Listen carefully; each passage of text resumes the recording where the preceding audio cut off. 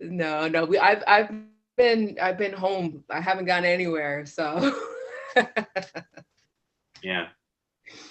Okay. Um, All right, we're all set. Perfect. In that case, let us open the public hearing and public meeting of the City of Albany Board of Zoning Appeals, our last meeting for the year, December 9th, 2020. Luis, do we have the first applicants here for us? We do, let me see. So it looks like we have some of the applicants for the case, but the representative Dan Hirschberg is not in the audience. So if there is someone who would like to speak for the first case, which is 1415 Washington Avenue Extension, please raise your hand, and I will go ahead and unmute you.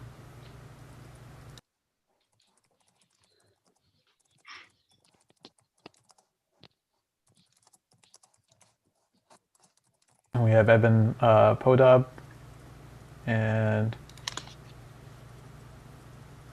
you should be able to speak now.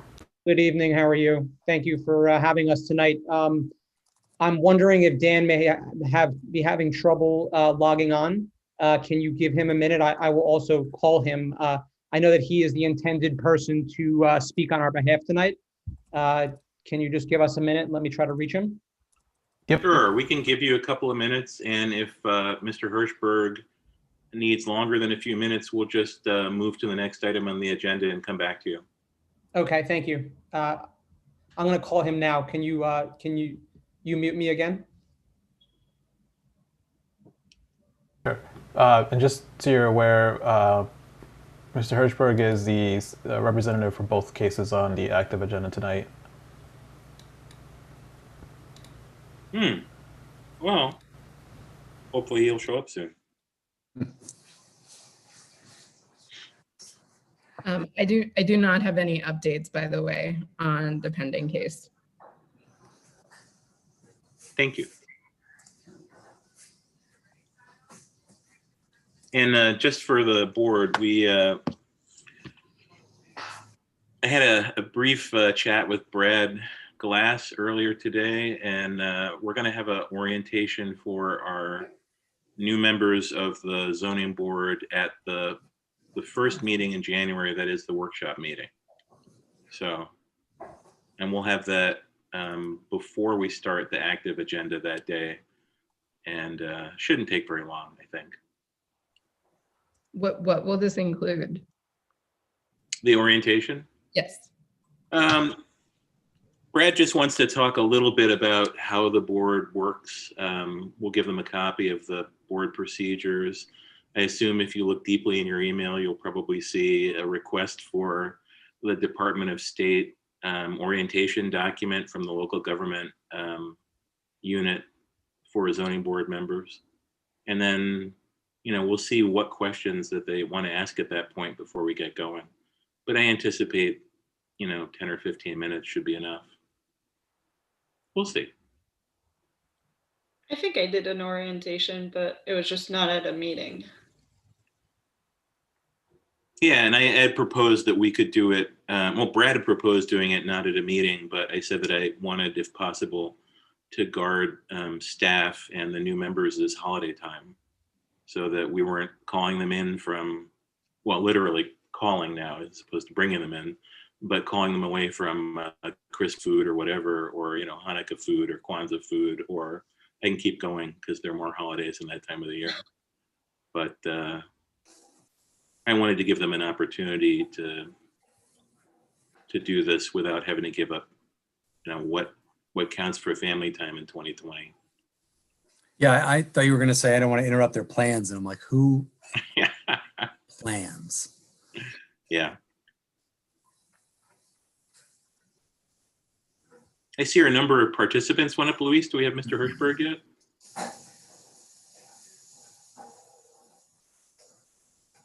I don't see that, but I do see Mr. Podab is raising his hand again. I'll enable him to speak.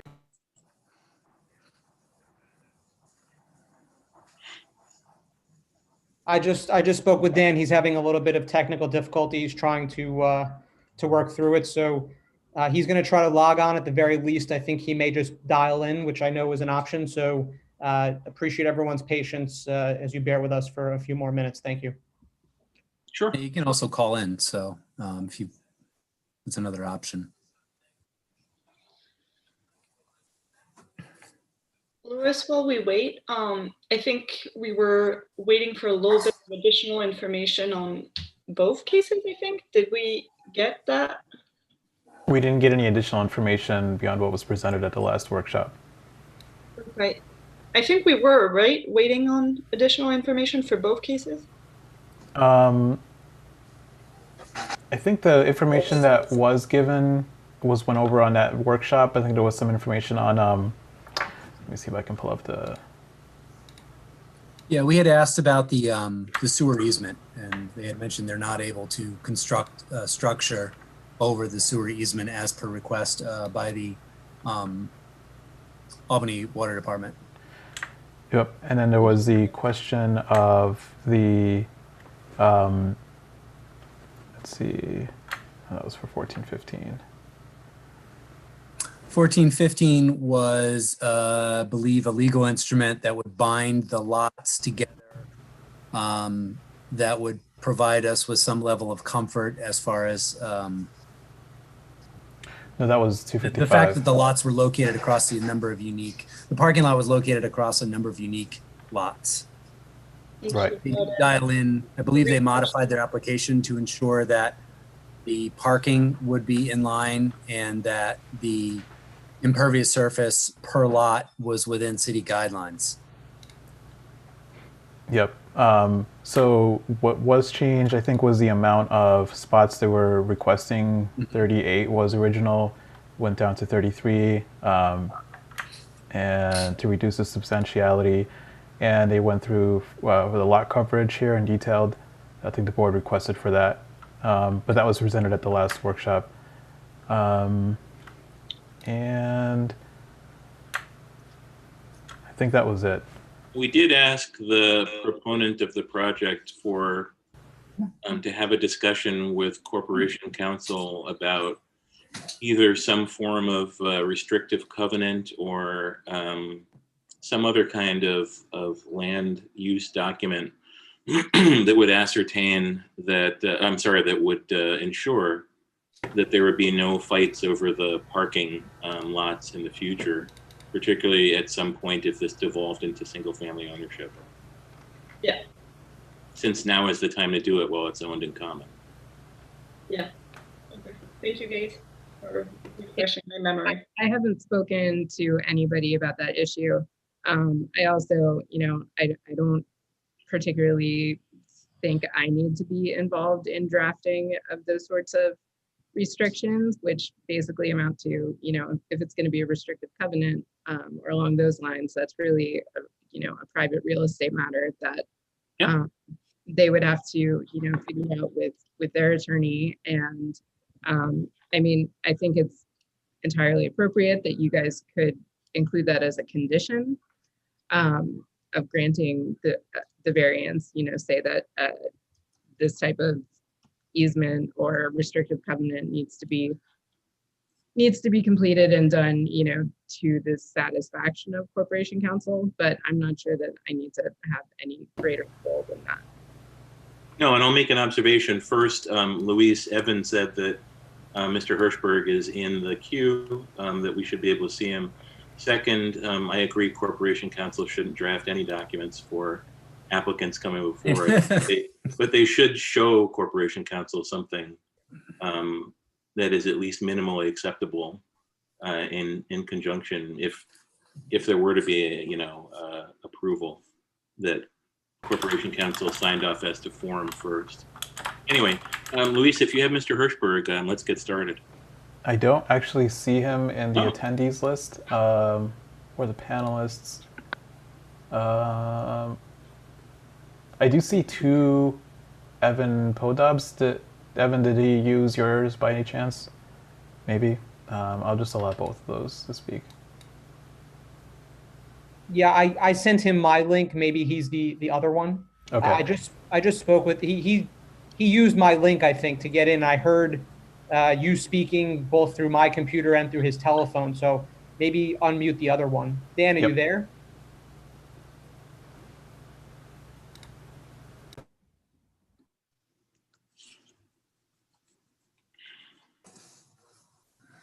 Yeah, I think the panelist invitation links are unique to their email address, which may prevent him, that may have prevented him from logging in if he was using a panelist link for another participant. I'm not 100% sure on that, but that happened to us once using Zoom. That actually happened today. I say once, that happened during today's webinar. We had to resend our panelist link. Maybe it's just Zoom is not good today.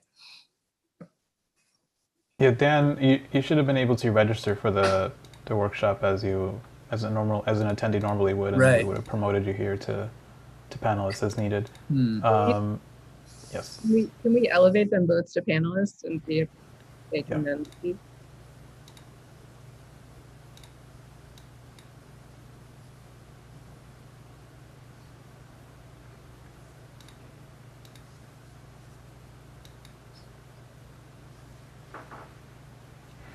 They're both panelists now.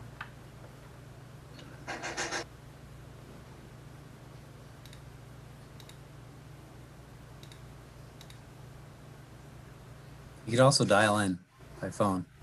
We'd see the number pop up.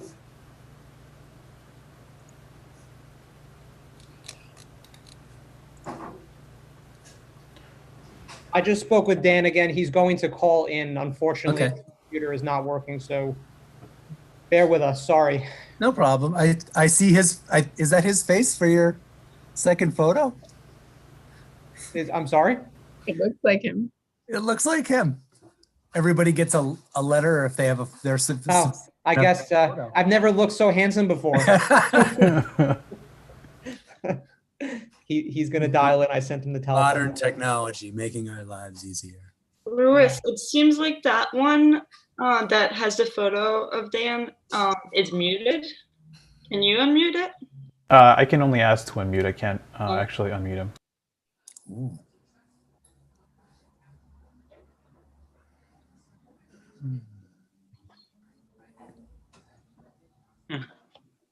How was the weather in the capital region today? It is snowing. Oh, substantial? Anything that stuck or just kind of came and went? There's About an inch is stuck around.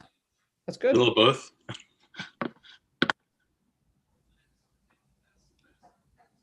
I spoke with someone from Chicago today who told me they had some great weather, and normally that weather, our weather lags theirs. So hopefully it might be a little warmer the next few days. So.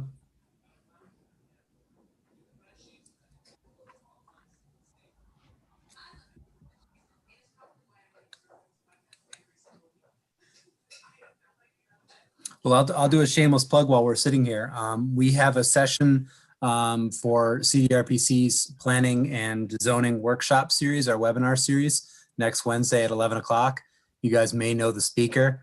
On my Zoom, she's right next to me. I don't know where Amy is on yours, but she'll be speaking to us. That is certified for folks that are pursuing AICP credits. That one has an AICP of 1.5. The session's 1 hour and 30 minutes. So we'll be talking about emerging case law and nuisances. And then after that, we'll have a session about how planning boards can review site plan applications for energy and energy storage development related to solar farms and other types of renewable energies. So that'll be on December 30th. And then we'll have a session, I believe, on complete streets coming up in between. So shameless plug, but it's an opportunity for planning and zoning board members to get their credits. They're required by state law to have 4 hours of credit per year. So we put these series together for planners to keep their skills sharp and for planning and zoning board members to get your credits. So if you're still looking for credits for the year, there are those opportunities. You can carry 2 hours over. If you are already at your 4 hours and want to carry 2 hours in next year, you can certainly use that as an opportunity to do so. Can you send Louis or all of us information to sign up? Yeah, absolutely. Thank you. Yeah, and actually, could you put it in the chat, Martin? I think some of our attendees might want to look at it while they're waiting for Yes. Mr. Hirschberg to come in and begin presenting. And in addition to my quick message in the chat, everyone who is participating as an attendee and is waiting for the presentation to start, our presenters are having a little trouble logging in. We hope that they'll be in within the next 5 minutes at most, and we'll be able to get moving. So thanks for your patience all.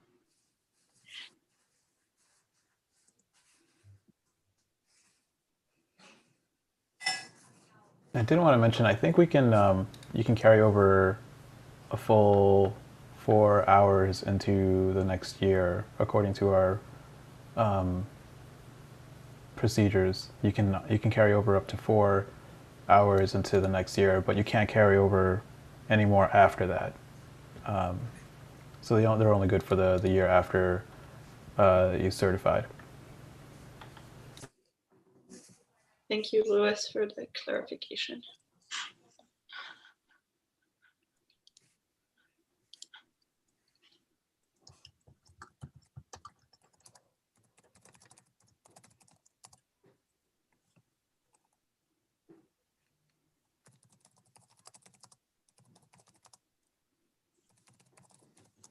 Hi, can you hear us?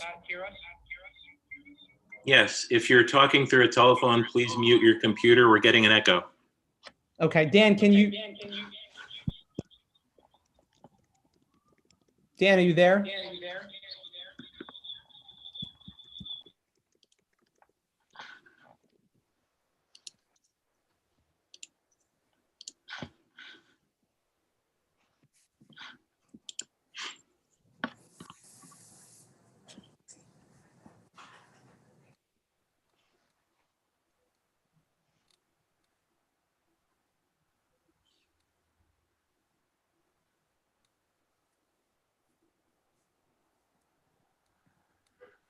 Can you hear them, Dan?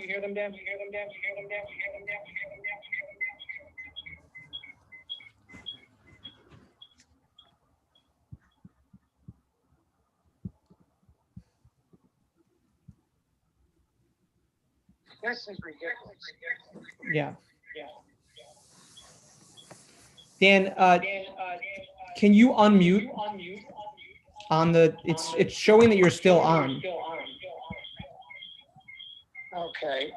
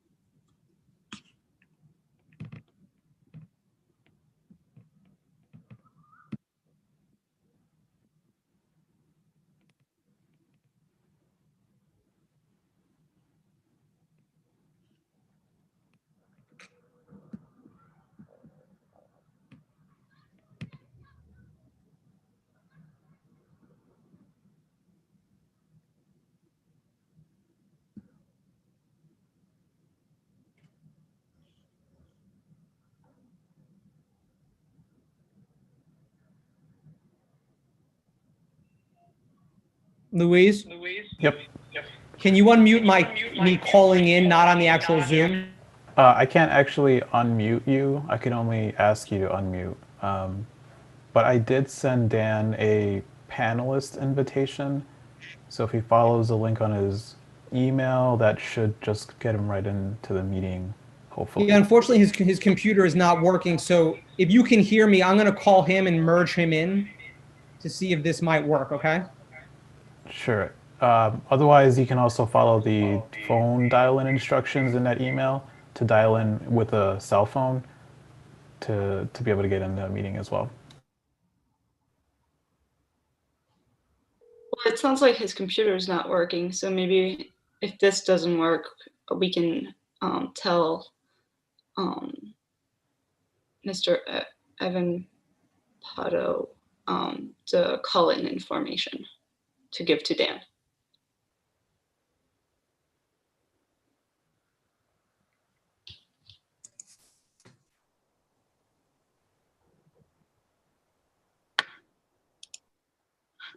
Louise, can you hear me? Can you hear Dan? There's a pretty bad echo, so I'm not sure if he's coming in audible or not. Can you hear me? Yes. Okay. Or not.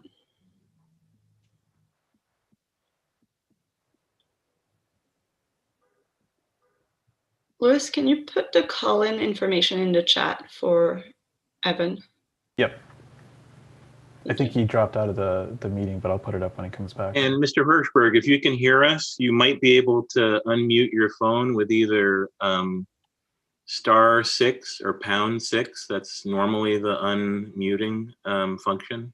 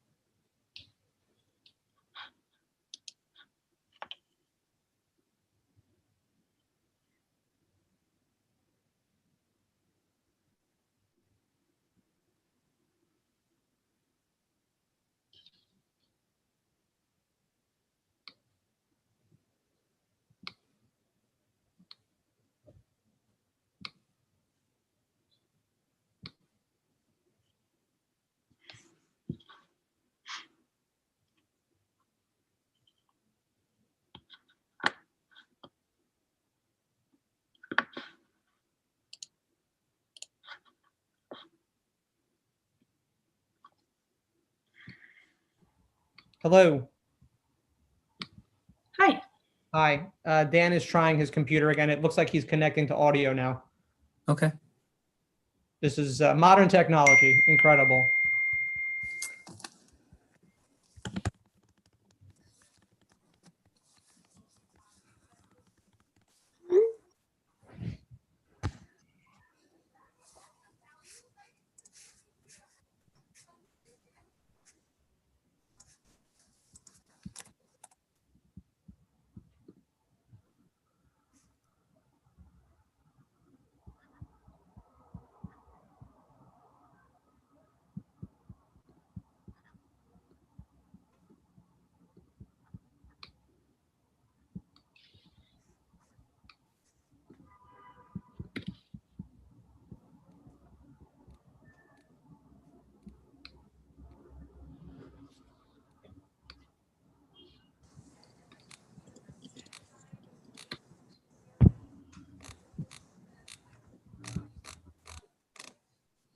Oh, I see him.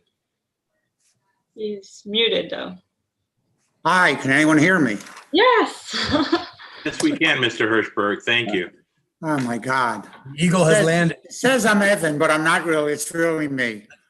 I formally apologize. I had two computers here and neither one would allow me to log on. So I finally logged on through my phone. Good. Thank you very much. So are we on 1415 Washington Avenue project? Correct. Whenever you'd like to start, we're ready. Okay, I'm ready to start. Last time we were here, we presented a plan and there were questions or concerns about, I don't see the PowerPoint up, I don't know. Louise, do you have the PowerPoint available? Oh, here it is. Okay. The last time we were here, we talked about this variance we wanted granted to not be able to build the building with 10 feet at the front property line. There was a concern raised about whether or not there was another way to do it. If you want to go on to the next one, this shows the aerial photo of the site. You've seen this before. Next, okay. Here's the site the way it was proposed, and we go back down a couple more slides. I think I have one that demonstrates the problem with that's the easement. Next. Actually,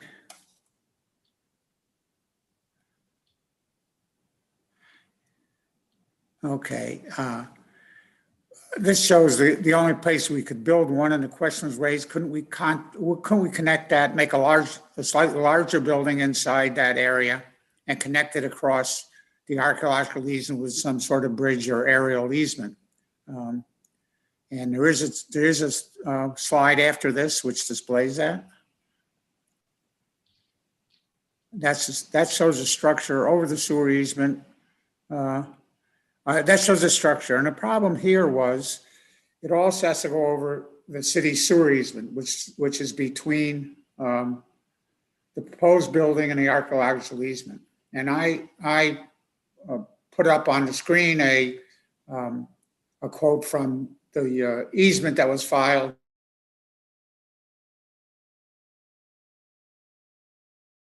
Another question was raised: could we do it aerially? And I think Ms. Levine checked with the people at the Albany Water Board, and they said either they would not permit or would not want a building over their easement. It would create problems with getting us to maintain it. And so our position is that doing that like that would not have the capability of getting the approval of the Albany Water Board for that connection. And I raised some other points. It would also be over the archaeological easement. The archaeological easement isn't specific on what restrictions there were, other than it was not to be disturbed, other than the area that were permitted to disturb it. Whether or not an aerial easement over it disturbing the archaeological easement, because the archaeological easement is basically a viewscape of an existing landform, whether or not that would be permitted. So I just raised that point because we'd have to get I assume, get a certificate of appropriateness from the Historic Resource Commission to build this addition over the top of their easement. That having been said, the rest of the slides are not germane to this portion of the discussion. If you want me to go through the balance of the presentation, I could do that. I don't think that's necessary. No, I think actually the board may wish to ask a few questions at this point now. Sure. And that might bring us to the point if we need to see any of the slides again. So for that purpose, Adriana, did you have a question? No. No? No. Martin? Yeah, I think if there's a communication with the water department, that's something we need to add to the record, not just we believe that they don't want it or they don't allow it. If it's not allowed, it should be fairly straightforward. If they don't want it, just some sort of communication about why that is something undesirable for maintenance of this infrastructure. Certainly something we want on the record. I do think, given the two easements, there is something to be said about balancing. Really, we're looking at the a deviation from a setback, and there certainly are unique circumstances here, but we do need to make sure that we supplement the record, especially when it comes to the water department's position that they don't want any structures on top of or across their easement. Martin, I don't have any questions. I did not get like a formal written opinion from the water department about that easement. I did speak with Bill Simcoe, who's the deputy commissioner over there. And, you know, I sent him some information about the project. The response that I got was that, you know, it's unlikely that they would allow this type of situation with any of their easements. And, you know, I'm not sure that we need a formal decision, you know, to that effect in the record. Well, I think if we've had a conversation, we are It's in the as record, part of the record of the public hearing. stating it right now. Yeah, then I think we're fine. I would also, Absent of a conversation between staff and that, I'm just hesitant to rely on the applicant's communication like, oh, we asked someone and they said no. I think we just need a stronger record than that. I thought I mentioned at the last workshop that I spoke to the water department about it, but Okay. I did. You know, and like I said, that I did not get like a formal definitive decision because, you know, there's not necessarily a real plan, you know, to do this bridge. I would also mention though, in terms of the archaeological easement, I wasn't able to find really any case law about these things from New York State or from elsewhere really. I wasn't able to find a lot of information about them in general.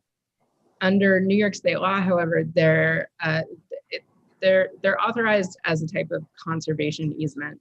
And this easement in particular is held by the city of Albany. So, well, I can.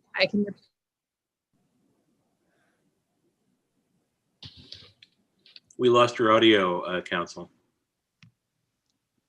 Can you hear me now? Yes. My internet connection is apparently unstable. Sorry about that.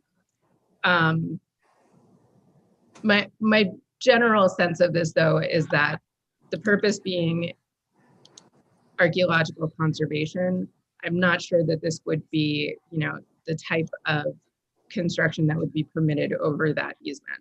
I don't want to say that definitively because I can't find much information about these things, but if it were a conservation easement, just, you know, the more sort of traditional type of conservation easement, generally this wouldn't be seen as very desirable. Yep. Let me ask two questions then. The first question is of Mr. Hirschberg. You speculated that HRC would have some role in determining whether a possible flyover of some kind would have an impact on the easement. I guess the question that I'm asking you then is, did you alternatively or additionally speak to SHPO or to ORPS? No, I didn't. Again, I just went from the fact is that because we were doing work adjoining an archaeological easement,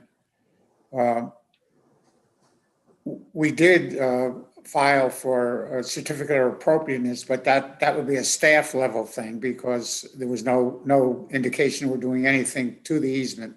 But again, I would think if we're building something over it, would rise to the level of having to have a review by the Historic Resources Commission, and the visual impact would be significant on the easement. That's just my statement of that. I can't back that up. We never talked to anybody at either HRC staff or SHPO. I think it would be a substantial hurdle, you know, to try and figure out how to discharge either of these easements.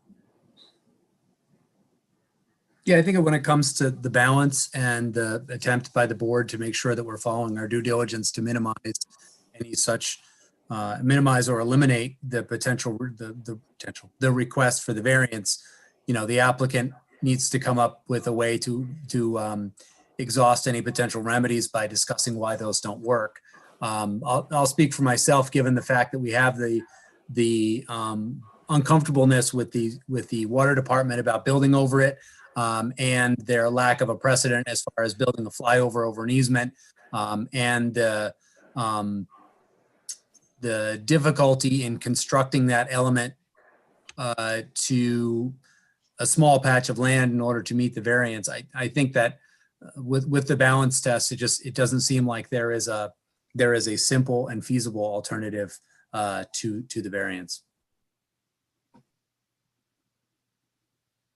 And just to clarify, by your statement of that, you're not speaking for the board, but only for yourself. Nope, no, I'm just speaking from the way that I look at the materials that have been submitted and our discussions about the alternatives being considered. Correct. Yes, thank you. To follow up on my first question to Mr. Hirschberg, counsel, do you believe that SHPO would have, if the applicant were to consider building some kind of a flyover structure over the archaeological easement, that there would be a need to consult SHPO or ORPS? Is that a question for me? Yes. I think so. I think yes, that's going to be my answer. Even if it's not strictly required, I think I would certainly, strongly advise consulting with them. Okay. Thank you. Are there any other questions from the board members about this project? Thank you. We haven't discussed this for a while, so bear with us for a second, Mr. Hirschberg. Sure. Serena, do you have any questions that you want to ask the applicants? Okay. And please remind me, Mr. Hirschberg, I think that we talked at the workshop you presented at in November about whether there were any issues of timing for which you needed to get an approval or a denial before the end of the year. The problems are only for the schedule that we've set up with my client. That's always a problem, that our schedule is not necessarily a legal schedule. But again, if in fact we did not get a decision before the end of the year, I don't think there's any legal ramifications to the applicant from that happening. And to follow up on that, would it be your opinion, and you're welcome to bring your client on if Evan is representing them or is the client, are there any potential ramifications for any kind of financial undertakings, interest by the proponent in receiving funding from the IDA or from any other source that would be burdened by an inability to issue a decision at this meeting? Evan, you there? I know IDA won't consider the project until we satisfy the planning review. So it may be problematic on that. I have to rely on Evan to respond to that. I'm not aware of this project having come before the IDA yet. The application will actually be submitted tomorrow or Friday. We have a schedule to keep here. We have a schedule, obviously, we are in contract to buy this land as well. Not that needs to be a concern of the board, but,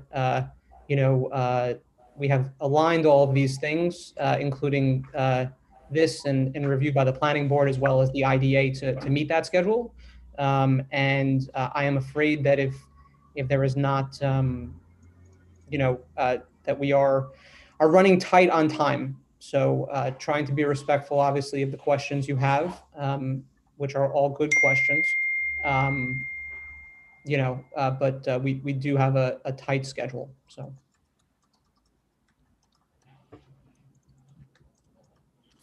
Thank you.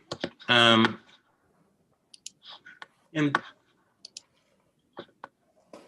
I guess the question I would ask now is, are there any wishes of the board?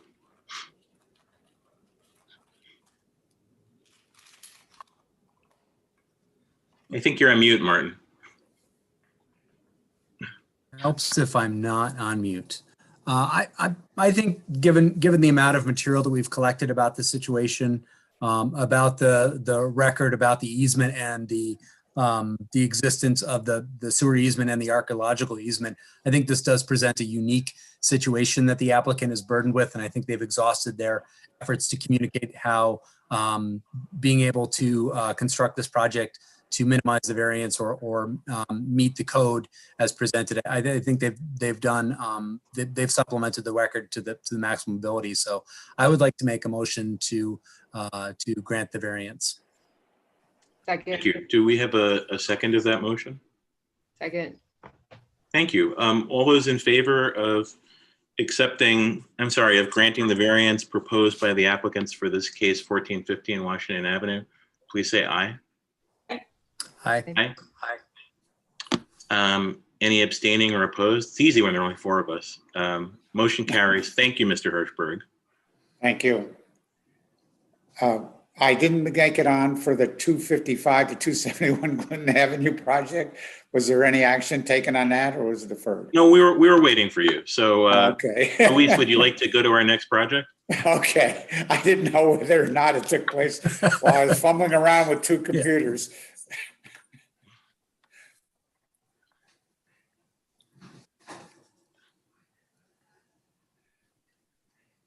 Okay. This project has gone through a couple of permutations and combinations in the past.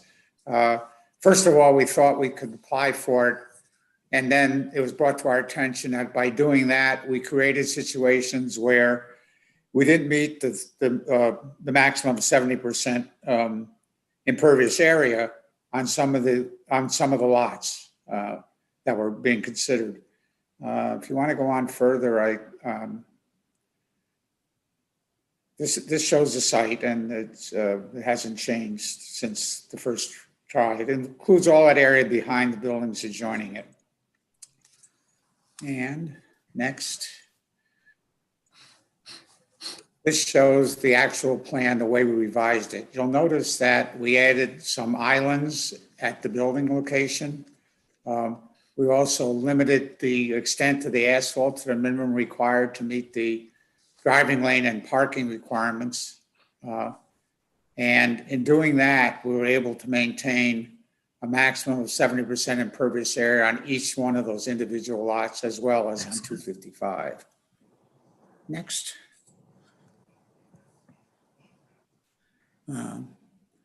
And the public benefit of variance, again, is always an issue here.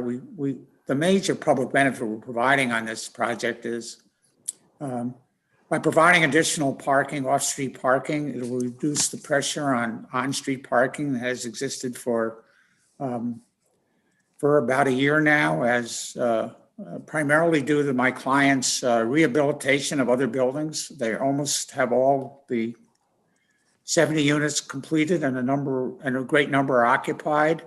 That's led to reparking of cars there, because for many years there were buildings that weren't habitated at all, and therefore, by pursuing these 38 parking spots, we think that that's a major public benefit. It's brought out at a couple of public hearings. One was for the church rehabilitation at 163. And it was also brought up when we were talking about 236 Clinton Avenue, because the people at that area also had some concerns about on-street parking. Next. And the character neighborhood. I was asked last time, could I identify those projects that were built under the new USDO code, built under the old USDO code, or were actually built with under permits. The only one that was built that I can find in the area proximate to our site was 104 Clinton Avenue. That was built under USDO. 360 Clinton Avenue, the parking lot at the mosque was built with a permit, but I think it may have only been a building permit. I wasn't able to find any activity in past minutes. We actually did the survey for that, and after that, we did an as-built survey, and the parking lot was built. So in between the time we did our first survey and as-built survey, the parking lot got built, but I have no idea whether or not it was permitted. It wouldn't surprise me if a number of these parking spaces have existed over years and may just have gone without the benefit of having review by any boards, planning board or board of zoning appeals in the city. I can't find any other documentation. So to the question, the only other one that I found with under USDO was 104 Clinton Avenue. Next. And this just repeats, okay, go, okay. One of the alternatives was combining the properties. And these are all have historic credits, and they've all been assigned a national park project number. So they're individual applications, which would make it very difficult to combine them without losing one or more of the historic tax credits on those buildings. Their historic tax credits are supposed to run with the building. And it would cause significant damage to my client to have to combine these. As a matter of fact, they do not think it's a viable alternative at all. So if in fact the variance wasn't granted, they would not go back and try to combine the properties and do it. The other issue, we could do compliant parking, which would just be 3 parking spots, which would not do much to relieve the shortage of on-street parking in the area. Next. And here's how he came up with the number. And the maximum permitted is 38. On the last plan we showed, I never changed the title on the new plan. That new plan shows 33, not 38. We did cut it down to the permitted number. We didn't rely on the maximum permitted by zoning code, since that's by planning board, because that's a different body, a different rules, and consequently we limited it to the 33 parking spots that's permitted. And although it's a large numerical difference, because it's equivalent to the number of parking spots that could be built individually if they had access to the road, et cetera, is it a contextually significant deviation? I don't know. That's a tough set of words to interpret, other than to say, I don't think it is, but you folks may. Next. And here's a demonstration that we meet the 70% number on all the parcels, and it has the goal here of showing that we have met the impact. The impact on the environment is positive in that the impervious area is 53.9 and 255 Clinton, and the 6 lots have a 70% maximum impervious area, and there's 71.8 to 74.5 of impervious area. So we think that this is environmentally sensitive. Next. Oh, go back. The other situation is we are working with the Department of Water Supply, that either the applicant, I don't know if you're aware of what happened when home leasing there were 70 different units to build all in up-down, to rehab all in up-down Clinton Avenue. The code called for them to do stormwater management on each of the 70 units. But the kind of stormwater management required was very insignificant. Build a tree pit or put a rain barrel on a building, things like that. So rather than do those sort of things or do some other issues with it, home leasing negotiated with the Department of Water Supply and determined that if they made a per unit contribution to the Department of Water Supply, they could do some major projects. And I have undertaken some major projects in the area of Clinton Avenue, Livingston Avenue, in that general area. So they have made contributions of about $3,000 a unit. And our goal here would be either to build a compliant system in that parking lot, which we've already talked to Department of Water Supply about, or in lieu of that, make a contribution to the equivalent number of units that were here. And we think it would work out to like 9 to townhome units or building lots that were here before. So that would be a contribution by the applicant to that, to the Department of Water Supply. I'm prepared to answer any questions which the board may have. Thank you. Backwards. This is Martin, unless anybody's objection to me going first. My concern is if these are all separate tax lots and we are granting any individual tax lot by approving this request, the ability to go over the maximum percent impervious allowed by code without actually taking a measure of a variance for that particular lot, in essence, creating a non-conforming structure. Mhm. Am I correct? I mean, I Yeah. don't see how By the absent of way, yeah. granting a I- variance for, let's say, I'm just going to pick one of these at random, for 263, I'm looking at impervious area of 74%. If it's like an individual tax lot and we're granting a variance for this lot, we are in essence granting a variance for impervious surface without doing so. Am I? Yeah. That's correct. Again, but the variance we're asking for is not the impervious area. We're asking for allowing parking to be aggregated on one lot rather than on each. I understand that, but there's no application to exceed the per lot variance, the per lot coverage, and that's something that the board has typically taken action on individually. Uh-huh. So we should make individual applications for each lot. No, Mr. Hirschberg, I don't think that Martin is asking that question of you. I think he's, and forgive me, Martin, because I was curious about this too.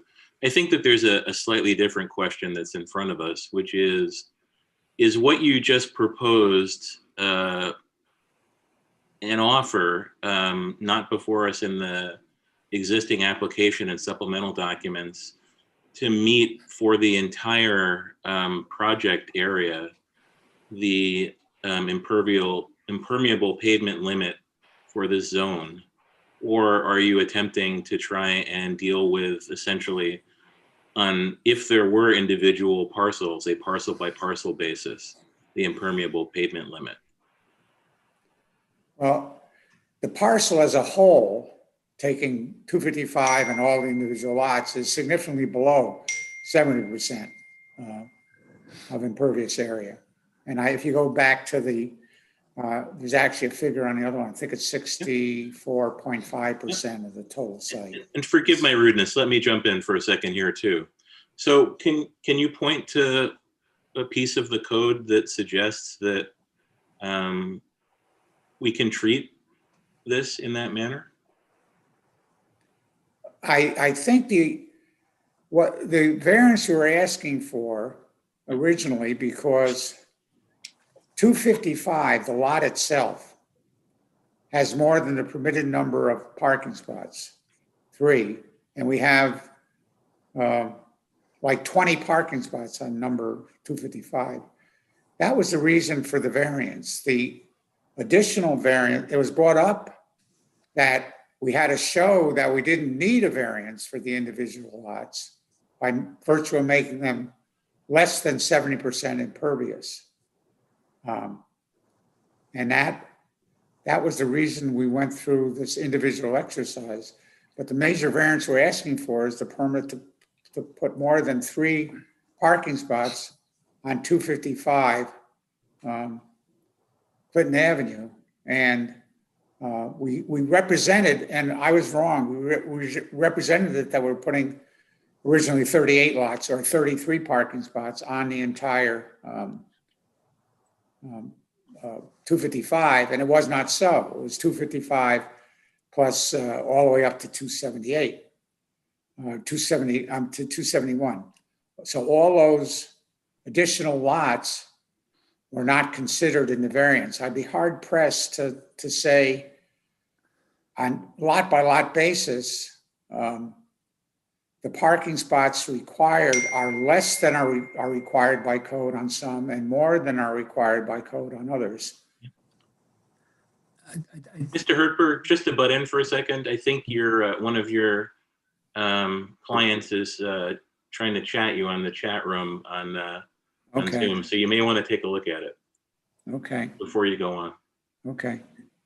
Yeah, I'd like to separate the parking and the impervious surface discussion. Certainly, Yeah. obviously, parking leads Yeah. to impervious surface. It's inherent. But let's Yeah. deconstruct those two elements for now. Yeah. By the way, what my client's telling me, the latest thing we had actually showed us less than 70% on all of them. Again, I don't know whether or not I didn't update Louise with the latest plan on that, but we do have one that showed it. I don't know whether or not I could bring it up from here, but we did have one that showed the area is all less than 70%. Yeah, I get the aggregate. Certainly, I get the aggregate being below 70% project wide. But we need to make sure that we understand if any of the lots are going to exceed the 70% impervious limit, then we are triggering necessity for another variance or a different consideration. I want to. Yeah. They were all collectively dialed back, so they were all compliant in the last presentation, which Yes.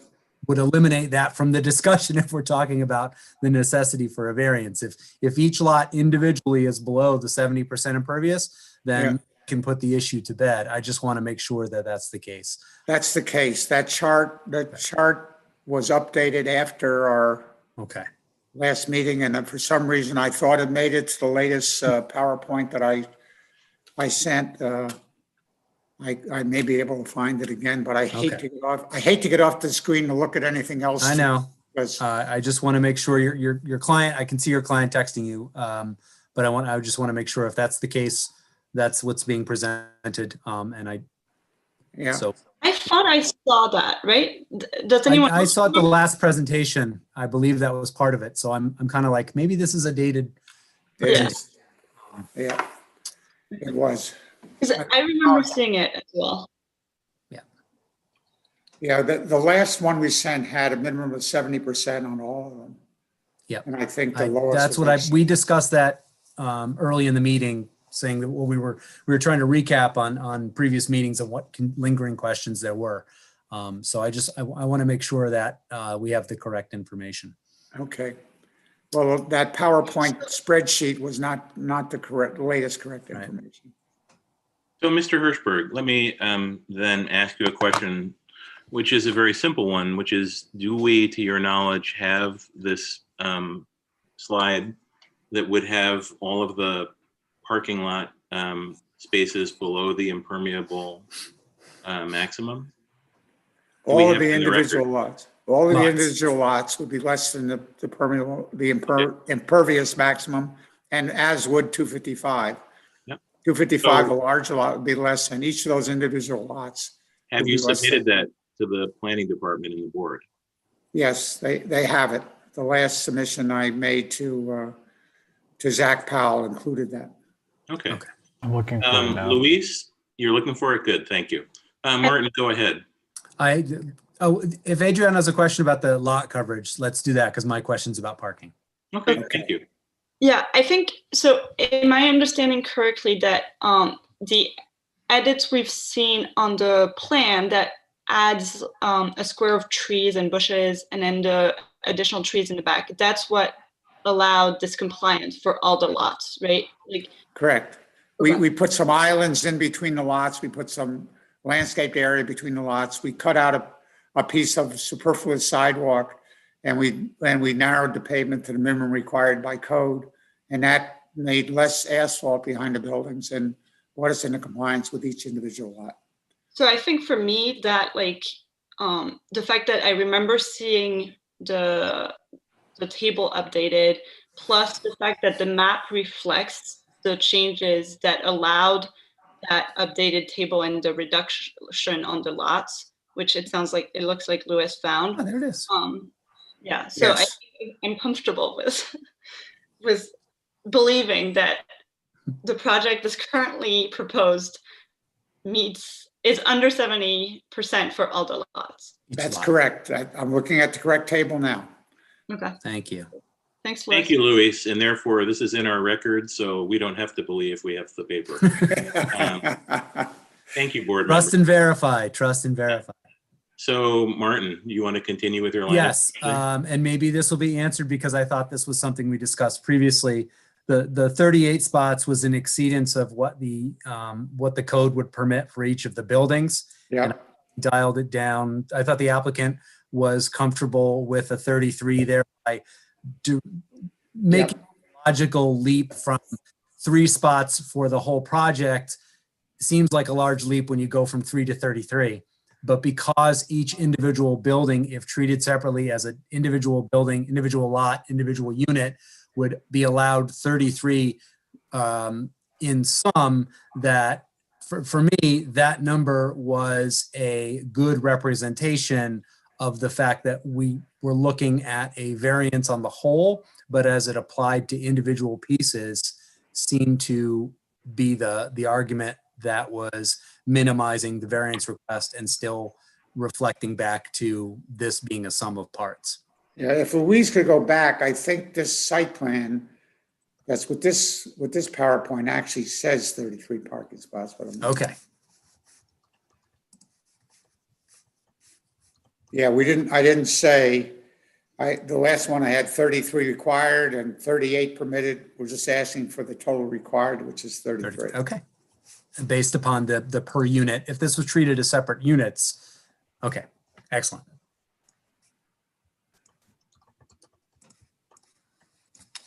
Are there any further questions of the board? I mean, I think the last thing that I haven't heard any updates on is this question of what happens if the owner applicant ends up selling the property, and if there's any additional information that wants to be provided to the board about an easement or a covenant or any form of legal mechanism to protect the fact that it's different tax lots all having one single parking lot. How do we protect selling one lot? The plan actually shows we're fine with a condition or putting a covenant on our deed entirely to the site.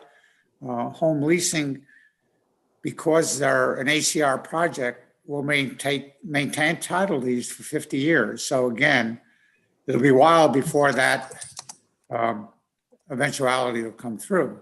But meanwhile, we're willing to have a condition of approval that will apply a covenant to it. The difficulty of applying a covenant to it is we would have to, I guess, put a separate easement, description of an easement they're entitled to and an easement they're subject to for each of those lots, and file that as separate lots. Or the deal with filing it is somebody has to be able to search and find it under the tax lot number or the address number. So my guess is we could do it, and we could file an easement description, which gives them easement in favor of them to get out to Clinton Avenue and subject to the other properties to drive across them to get to their parcels. But we'd have to file like 8 of them. I suppose we could do that. We're willing to do whatever we have to have it happen. And so conceptually is the idea that we're looking at a breakdown of the parking spots for each lot building. Yeah. So is the idea that if 261 Clinton Avenue was sold, it would be sold with 2 parking spots, because that's what, like, is the breakdown of required parking that I'm looking at right now. What would, like, if your client sold 1 building, that would be the number of parking spots this building would be entitled to? That'd be very difficult to do, because if you go back to the site plan, Louise, it shows the problem of doing that. But again, you see the lot lines between those. Some of those buildings only have 2 parking spots on them, even though one of them requires as many as 8 parking spots. So in addition to granting the easement for ingress and egress, we think it also has to grant rights to additional parking spots based upon each unit. So it wouldn't be necessarily on the lot, but they would be entitled to a certain amount of parking spots, which would be somewhere on this property, but Out of on the this 31 parking spots, yes. but not necessarily on the property's lot. Okay. That's correct. That's correct. Because otherwise, you see there's one all the way down at the end that only has 1 parking spot. Then there's 2, then there's 1, then there's another with 2, another with 2, another with 1 and 7/8, and 1 with 1 and 1/8. So again, to keep them entirely on the requisite lot is very difficult to do. But meanwhile, because we had the right number, each easement could grant them the rights to park on X number of parking spots based upon the uses to which they're entitled. And my applicant has emailed me a dozen times so far to tell me they're willing to put any covenant in they have to. So I want to make that clear. We're willing to have the covenant and to take that as a condition of approval, that we execute a covenant satisfactory to the Corporation Counsel's office. Okay. Thank you.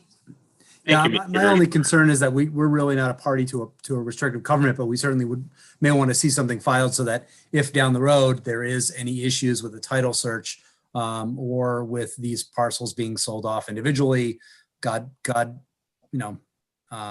forgive if something happens and this goes belly up. We want to make sure that this element of the lot, which you've carefully constructed, can be understood as it ties together related to the full project.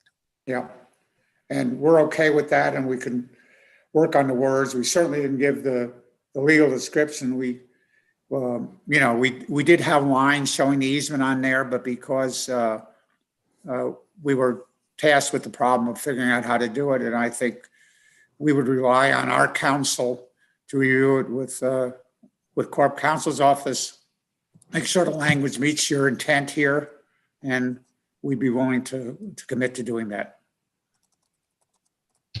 Thank you, Mr. Hirschberg. And I think as Adriana and Martin have brought out so far, for the purposes of an eventual transfer of any or all or some combination of these lots, even though it's 50 years, the city will be here forever and land use runs with the land forever. Mm-hmm. And so we would, in fact, if we were to grant the easements that you're looking for, condition that upon the creation of some kind of a restrictive covenant or some other types of land use restrictions and permissions that are acceptable to Corporation Counsel. So that makes sense. We probably could do it as a single reciprocal easement document that make them all parties to it. Because some parties have to grant easements and are entitled to easements to go across other properties. Yeah. If we did it as a reciprocal easement and named all of the property entities on that reciprocal easement, it's a good chance that would satisfy Corporation Counsels. But if we have to do separate ones, we could do that too. And we'll leave that, I think, up to Corporation Counsel. Adriana, please. I guess I was thinking about this and about my prior question, and so I was asking, right, about whether the amount of parking spots for each lot in such document would be the same as the ones listed in that table that gets you to the 33, right, the calculations. But that calculation and the line item of each lot and how many parking spots is assigned to each lot in your table, I think that was based on the use you have intended for that building. And so I guess I'm wondering if there's a reasoning under which such a easement document or whatever should not follow that split up but should have like a more equal assignment of parking spots for each lot. Like some of the lots, it looks like in the table, and Louis, it's not the right table, I think had like 4 spots, but other had 2. Like. Yep. And I think the reason for that was the use you have intended for those buildings, right? Office or not office space. And so like, I guess I'm wondering if you have any thoughts on whether we should follow this assignment of number of parking spots for each lot, or if it should just be more equalized. I mean, 33 is not a very easy number to divide equally, but Yeah. These are actual uses. These are not proposed. The building is already occupied with office space, a shop space, another office space, and the laundry are already physically in the building. So that's what the buildings are used for now. But you're correct. Suppose someday in the future, the office, somebody wants to convert that office into a couple one-bedroom apartments or 2 bedrooms, whatever's permitted in the area. That would change this relationship. But I think we have to pick a point in time to, if we're creating something with numbers, we don't want to make it a floatable number, which changes as usage change, because it'd be very difficult to have that administered. So I think we're stuck with the fact is of saying 255 is entitled to 3 total parking spots and 259 is entitled to 8 total parking spots. And if the uses should change, my guess is that that entitlement to parking spots would be excessive for entirely residential purposes, but I don't see a way around it to fix it in time for right now when these buildings are currently occupied. okay, thank you. Yeah. If I could also just mention, I think that the distribution of parking spots among the different uses in the buildings, as far as that is affected by, whatever easement or other agreement they come up with, I think that's more of a matter for the property owner than it is for us to figure out. And if someday they decide to sell one building, that's exactly the type of, negotiation that will be, dealt with between the private parties to that sale. So I'm not sure that we need to have anything specific about that. Okay, thank you both for those comments. As I said, I thought the usage were planned and not current, so I think that makes sense. Okay, thank you. Thank you both. And I have another question for you, Mr. Hirschberg. And just to remind us for the record, while we have multiple parcels that are coming before us, this is really one parcel, or is it vice versa? No, these are all separate parcels right now, separate tax map parcels and separate deeded parcels. So the 255 was actually a combination of 3 older lots, but that combination was physically made a couple of years ago. So that's now a single lot, and everyone else is a single lot with a single building on.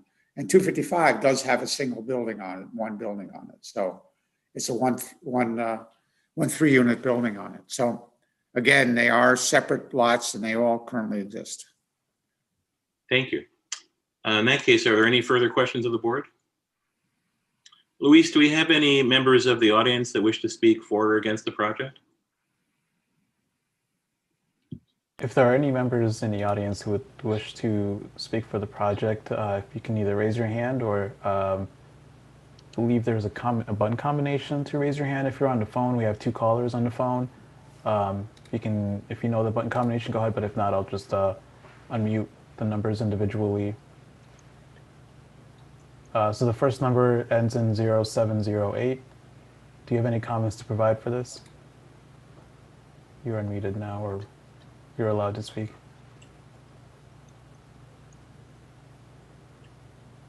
And the second number ending in 7914, do you wish to provide any comments for this case?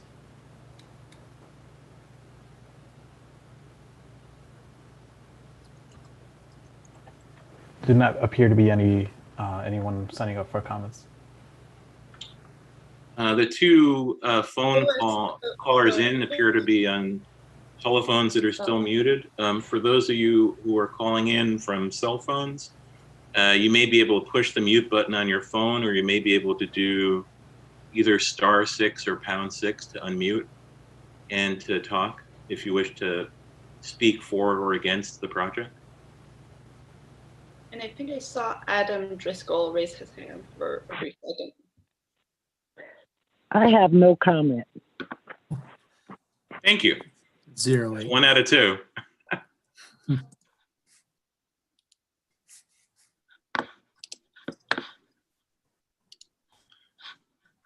And Adriana, you're looking at the participants' view? Attendees. Yeah, attendees. I don't see a hand raised. I think he may have put his hand down. Okay. If there are no comments, I have a motion. Thank you. Since we have no comments, Mr. Hirschberg, while you still have the right to rebut, I assume you don't want to rebut silence? I don't want to rebut anything that I'm hearing in this conversation. Other than the fact is, I want to apologize one more time for my lack of dexterity with computers. I thought I was getting pretty good at it, and I just proved myself entirely wrong. There's always We something. all have those days. In that case, Ms. White, do we have a motion of the board? Yes, I move that we grant the variance reducing parking to 33 spots. Thank you. So we are granting the variance submitted with the caveat that there will only be 33 spots sought, and there will also be some form of land use document concerning passage over, between, et cetera, the spaces that will be acceptable to Corporation Council. In that case, do we have a second to that motion? I'll second. Thank you. All those in favor of granting the variance subject Just to be to, clear, the motion is for with the condition of the agreement, right? Okay.